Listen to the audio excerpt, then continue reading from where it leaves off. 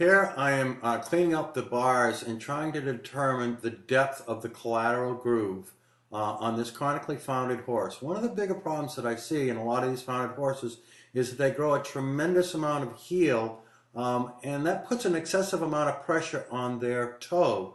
oftentimes seeing it in growth rings on their hoof wall. So I spend a lot of time cleaning up the back of the foot, looking at the collateral grooves, and if I have too much heel, I don't want to pull the deep digital flexor down necessarily, but what I will do is give a good strong rocker heel, and that's going to help them not slap their foot down when they're landing heel first, but more kind of introduce it, rocker their foot down onto the ground. The other thing that I see quite a bit, and you can kind of see it in the picture here a bit, but if you look in front of my hand, there is absolutely no hoof wall at the toe. Oftentimes people are backing toes up too much. It's important to lower the heels, and it is important to back up the toe, but don't back up the toe so much that the horse is only walking on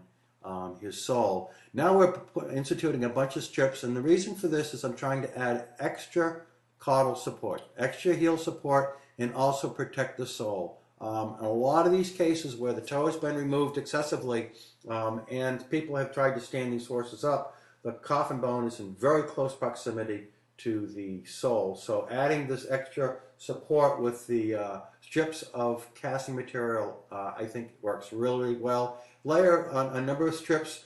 to what you need, depending upon how much you want. If you need to add a little bit more in the heel, by all means do that. Once you've got the strips laid in there, then what you do is just go around the circumference with probably a 2 or a 3-inch cast, and that's going to just tie in all the strips, but it also is going to give it some